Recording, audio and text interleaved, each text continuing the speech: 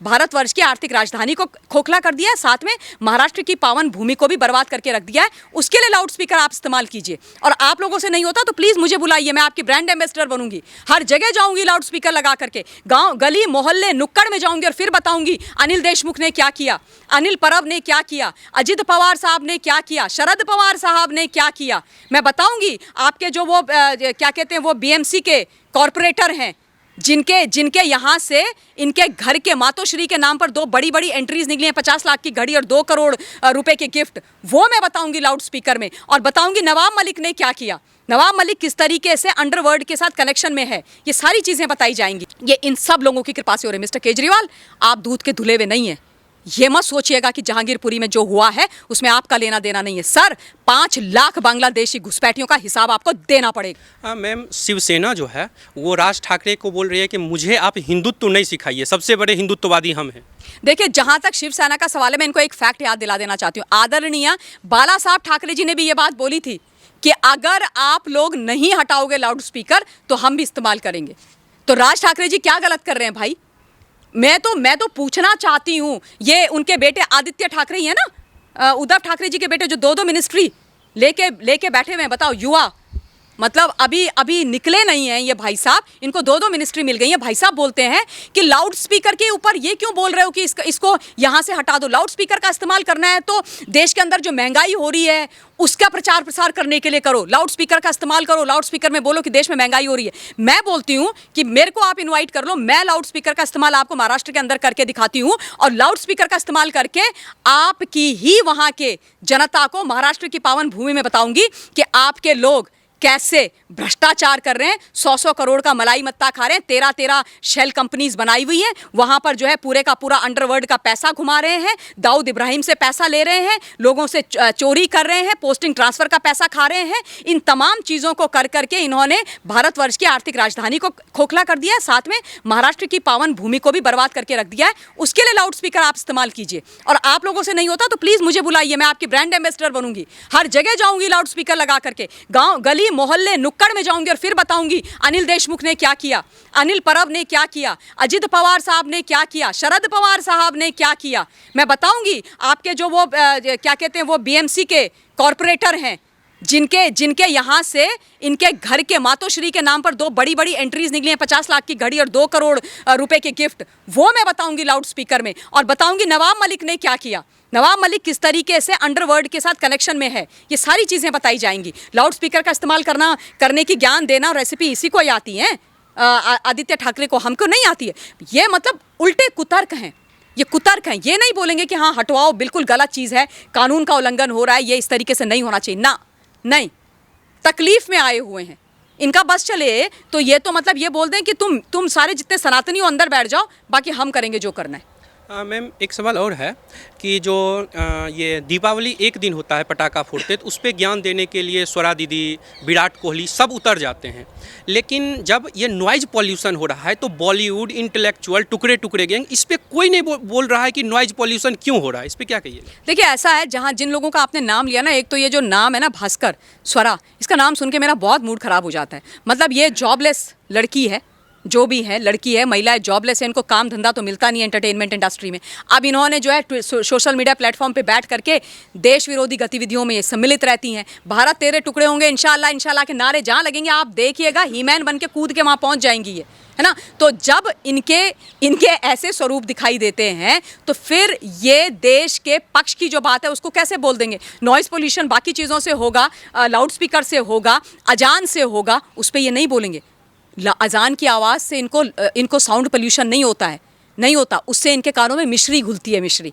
लेकिन जब पटाखे फूटते हैं तो इनके कान के पर्दे फटते हैं। क्यों? क्योंकि धर्म का फर्क है। और एक चीज़ और बोलना चाहती हूँ, दिल्ली के मामले में बहुत सीरियस मामला है और अरविंद केजरीवाल जी से बोलना चाहती हूँ। मिस्टर केजरीवाल, जब देश के अंदर जब दिल्ली के अंदर दंगे होते हैं तो आप बोलते हो कि ये केंद्र की जिम्मेदारी है, और जब दंगे करवाने की बात होती है तो कहीं ना कहीं भूमिका आपकी पार्टी से निकल करके आती है। याद कीजिए ताहिर हुसैन को। और दूसरी चीज़ याद कीजिए, जहां जहांगीरपुरी में दंगे वंगे हुए हैं वहां का थोड़ा निकालिए समीकरण, देखिए कितने घुसपैठिए बैठे हुए हैं वहां पर, जरा देखिए।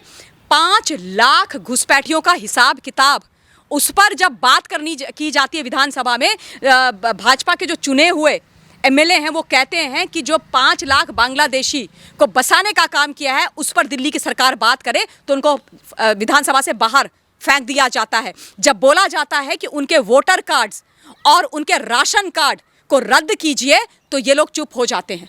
तो कोई भी जो दंगा है उसमें दिल्ली की सरकार का और केजरीवाल जी का बहुत बड़ा हाथ है। कल भी जो हुआ है वो भी इनका हाथ उसमें है। क्यों? क्योंकि आप क्यों नहीं कराते हो, एक एक व्यक्ति की पहचान क्यों नहीं करते हो, चिन्हित क्यों नहीं करते हो, क्यों आपने ये घुसपैठिए यहाँ बिठाए हुए हैं? हमारी जान पे मुसीबत इस देश के अंदर। इंट्रूडर्स हैं ये, शरणार्थी नहीं है। घुसपैठी और शरणार्थियों में फ़र्क होता है। ये हमारे बॉर्डर से ना छुप के आए हैं और उसके बाद हमारी इकोनॉमी के ऊपर बहुत बड़ा बोझ बन करके बैठे हुए हैं। इकोनॉमी के साथ साथ दंगे फसाद ये करते हैं।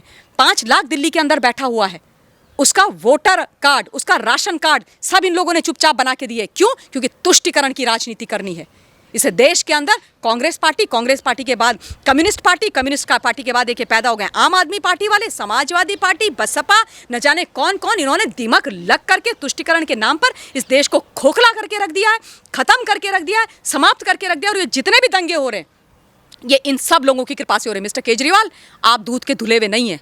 ये मत सोचिएगा कि जहांगीरपुरी में जो हुआ है उसमें आपका लेना देना नहीं है। सर, 5 लाख बांग्लादेशी घुसपैठियों का हिसाब आपको देना पड़ेगा और दिल्ली की जनता लेके रहेगी। अगर नहीं कोई लेगा तो मैं याद दिला। देखिए ऐसा है, ये पीएफआई वाले जो नेता हैं जो गायब हो रखे हैं, अभी मिल नहीं रहे हैं, वैसे ये चले गए हैं, खोपचे में चले गए हैं। देखिए राज ठाकरे जी की जहां तक बात है, क्या गलत बात कर दी राज ठाकरे साहब ने?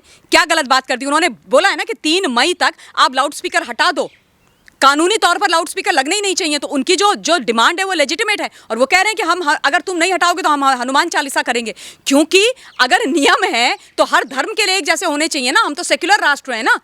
तो फिर अगर तुम लाउड स्पीकर लगा सकते हो तो सही कह रहे हैं राज ठाकरे जी, कुछ गलत बात तो बोल नहीं रहे। हिसाब किताब इनको करना है तो हिसाब किताब अगर ये करने वाले इतने होते तो पहले अपने धर्म के लोगों को समझाओ। पर परेशानी ये है, ऐसे जो लोग हैं, मैं बताऊँ आपको, जो सामान्य मुस्लिम है उसमें परेशानी नहीं है। जो नेता टाइप होते हैं ना, इनमें परेशानी है। ये दोहन करते हैं और नेतागिरी करते हैं। ये पीएफआई का जो स्टूडेंट आउटफिट है, सीएफआई, ये सारे लोग हैं। कोई हिजाब का मुद्दा लाएगा, कोई लाउड स्पीकर का मुद्दा लेकर के आ जाएगा। तो परेशानी इन लोगों के अंदर है, इनके नेतागिरी करने के अंदर है और इनकी सोच के अंदर है। मैं आप लोगों को एक कबीर दास जी का दोहा बताती हूँ। आज लाउड स्पीकर की बात हो रही है ना, आज हम कर रहे हैं। बहुत साल पहले कबीर दास जी बोल करके चले गए थे कि कांकड़ पाथर जोड़ के मस्जिद ले ही बनाए, तापर चढ़ मुल्ला बांग दे, क्या बहरा हुआ खुदाए।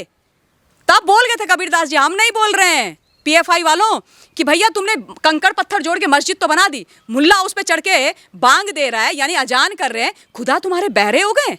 हम तो नहीं कहते, हम तो चुपचाप जाकर के बैठ के एक जगह पूजन करते निकल आते हैं। नवरात्रे हम लोगों ने भी मनाए भाई, चुपचाप शांति से हो रहा है तो करो ना। ईश्वर पे अगर तुम्हारी आस्था है, वैसे तो निराकार ब्रह्म की, ईश्वर की, ब्रह्म तो ये बोलते ही कहाँ है कि बात ये करते हैं। तो ये जो इन लोगों की जो सोच है ये बहुत चिंताजनक है। और जहाँ तक लाउड स्पीकर का मामला है, देखिए एक चीज़ मैं आप लोगों को याद दिला देना चाहती हूँ। जो अनुराधा पौडवाल जी ने एक बार बात बोली थी, जब ये सुप्रीम कोर्ट का जजमेंट आया था, 2005 से ये जजमेंट आया हुआ है कि 10 से लेकर 6 बजे तक कोई भी लाउड स्पीकर आदि कुछ डीजे विजे कुछ नहीं बजेंगे। तब भी उन्होंने ये बात उठाई थी, सोनू निगम ने भी उठाई थी, तमाम लोगों ने उठाई कि जो जगराते होते थे, हम लोगों के जागरण जगराते होते थे, ये सब बंद होने के कारण बहुत लोग बेरोजगार हो गए, बहुत लोगों की रोजी रोटी छिन गई। लेकिन क्या एक आवाज़ कहीं से आई?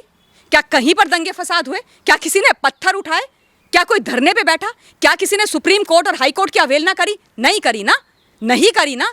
इसको कहते हैं भाई साहब गंगा जमुनी तहजीब, इसको कहते हैं। ये नहीं जो जिस तरीके का तमाशा हो रहा है कि हिसाब किताब कर देंगे राज ठाकरे का, हिसाब किताब करेंगे। ये मतलब आप लोगों से बोलूं कि कानून को मानो तो ये कानून को अपने हाथ में लेंगे। ये वही लोग हैं, इनको कानून अपने हाथ में लेने की आदत है। जहांगीरपुरी में कानून अपने हाथ में ले लिया, हर जगह इन्होंने कानून अपने हाथ में लिया है, हर जगह ये दंगे करते हैं। इनके खिलाफ कड़ी से कड़ी कार्रवाई होनी चाहिए।